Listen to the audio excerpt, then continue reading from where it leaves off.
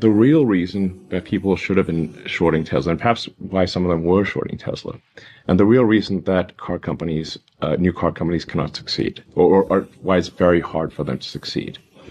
You said that the car companies don't make any money on the new car sales. They make all of their money selling parts to cars to the existing fleet. So you can sell high margin parts, replacement parts for the existing fleet, and you can sell your new cars at effectively zero margin. A massive barrier to entry for any new car company because you have no existing fleet.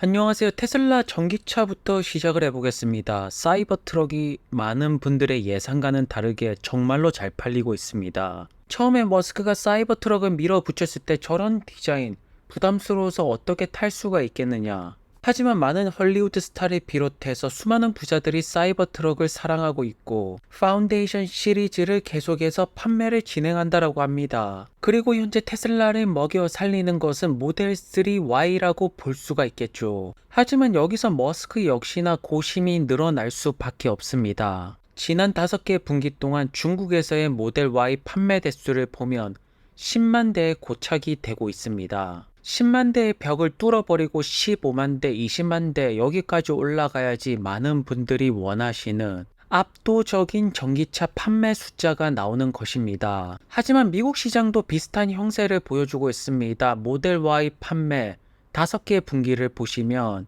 10만 대가 되지 않을 때도 있지만 거의 대부분이 10만 대 언저리 판매 대수가 나오고 있습니다. 그러니까 현재 테슬라의 베스트셀링 차량인 모델 Y 같은 경우에는 중국 시장과 미국 시장에서 분기당 10만 대 가량을 팔고 있다. 머스크는 여기서 확 점프가 되기를 원하고 있다. 하지만 그러려면 필수적으로 전기차 전환율이 높아져야겠죠. 그래서 테슬라 같은 경우에는 전기차 특허를 오픈 소스로 공개를 하고 있고 많은 기업들이 전기차를 만들기를 바라고 있습니다. 그리고 포드의 2분기 판매 대수를 보시면 아시겠지만 전기차 판매가 정말로 가파르게 올라가고 있습니다. 내연기관차 판매 같은 경우에는 오히려 전년도 대비 마이너스 5%가 나왔죠. 하지만 전기차 같은 경우는 61%나 올랐고 하이브리드는 55%가 올랐습니다. 그리고 기가 상하이 생산 대수 같은 경우에는 분기당 20만 대 이상을 유지하고 있습니다. 기가 상하이 생산 대수가 정말로 크게 올라가기 위해서는 여기서 모델 2가 합류가 돼야 될 것입니다. 그래서 머스크 같은 경우에는 다른 기업들이 전기차 전환율을 높여줄 때까지 마냥 기다릴 수는 없죠. 그렇기 때문에 새로운 모델을 투입한 것입니다. 여기 다른 모델의 S와 X, 사이버 트럭이 포함이 됩니다. 그리고 사이버 트럭의 최근의 인기는 정말로 엄청나다라고 볼 수가 있죠.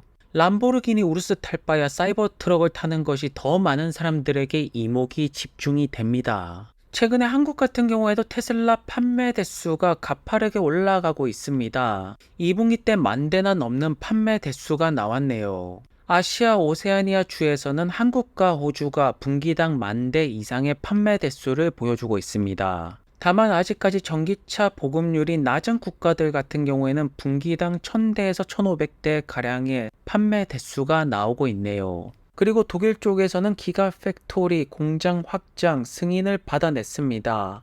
공장을 확장시키는 이유는 더 많은 차를 만들기 위함이고 더 많은 배터리 생산을 위함입니다. 결국 유럽 쪽에서 테슬라의 수요는 더 늘어날 것이라고 판단을 내리고 공장 확장을 진행하는 것이고 폭스바겐 같은 그룹들이 조금 더 전기차 전환율이 빨리 올 수 있도록 힘을 내줘야겠죠.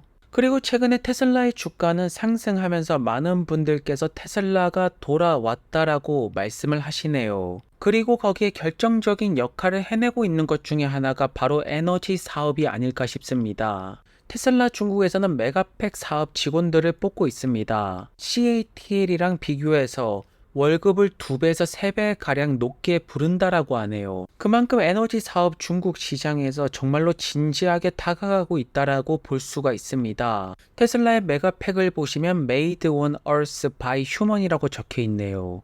지구에 있는 인간에 의해서 만들어진 메가팩이라고 합니다.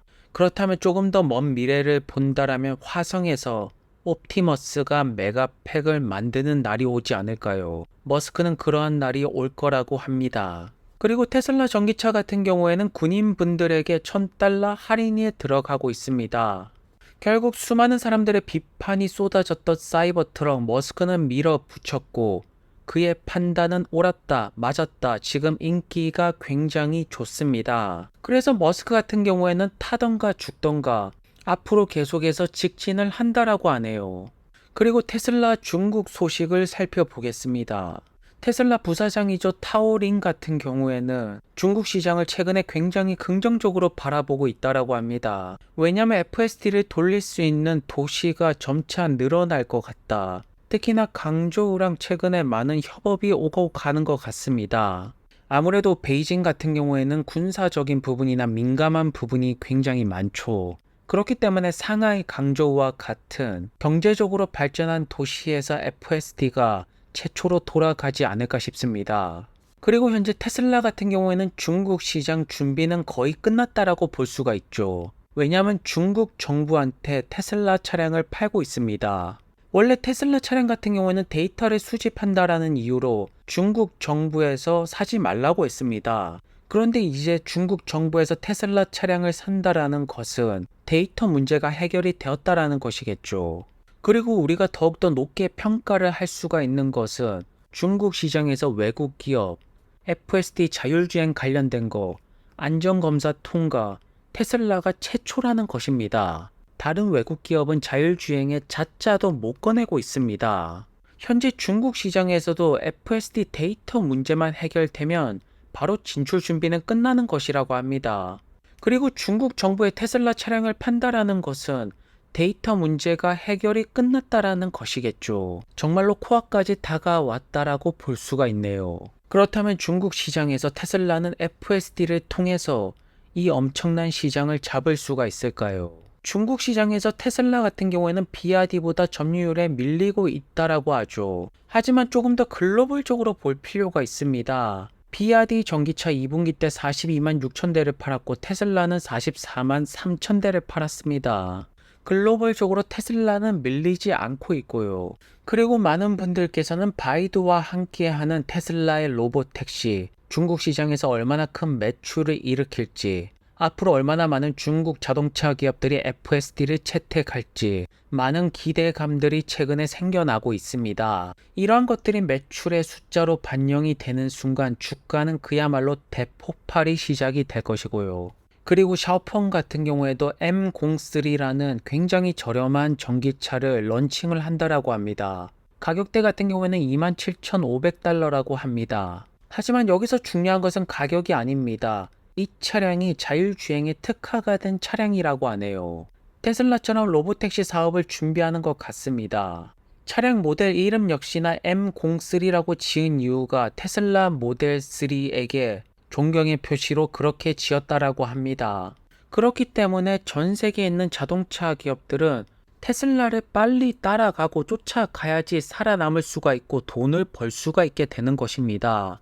왜냐하면 머스크가 모든 정답지를 현재 보여주고 있지 않습니까? 머스크가 보여준 정답지를 무시하고 여전히 예전 방식만 고수한다라면 역사 속에서 사라지게 될 것입니다. 왜냐하면 모델3에 대한 가치를 정말로 우리가 전기차만 봐야 될까요?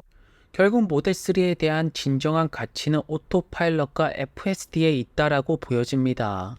그래서 많은 분들께서는 걱정을 하십니다. 여기서 말하는 사이버캡은 로봇택시를 말하는 것이고 테슬라의 자율주행 택시가 나온다라면 다른 기업들 새로운 차 판매 대수 그야말로 급락이 시작이 될 것입니다. 로봇택시 서비스가 있는데 새로운 차를 살 이유가 없다라는 것이겠죠. 머스크 역시나 그것이 정말로 문제라고 합니다. 로봇택시가 나오면 수많은 자동차 기업들이 파산 절차로 가게 될 것이고 파산에 가지 않기 위해서는 FSD를 선택해야 되는데 FSD가 장착이 되는 순간 그 차가 그 차의 브랜드 파워를 가질까요? 머스크가 바라는 것은 독점이 될 것입니다.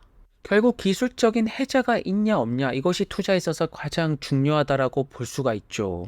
테슬라의 FSD 기술력을 따라올 수 있는 기업 전혀 보이지 않고 있고 FSD에 대한 가치를 모르는 기업들이 너무나도 많다라는 점입니다. 그 어려운 자율주행 기술 문제점을 테슬라는 하나씩 돌파구를 만들어 가고 있네요. 그리고 머스크 같은 경우에는 상하이 월드 AI 컨퍼런스 오프닝에서 스피치를 할 예정이라고 합니다. 텍사스 또 다른 공장에서는 옵티머스가 한창 연습을 하고 있습니다. 테슬라의 로보택시 사업이 끝이 아닙니다. 그 뒤에는 더 많은 것들이 남아있고 지금보다 앞으로가 더욱더 기대가 되는 테슬라라고 볼 수가 있겠네요. 오늘도 좋은 하루 되시고요. 다음 영상에서 뵙겠습니다. 그럼 감사합니다.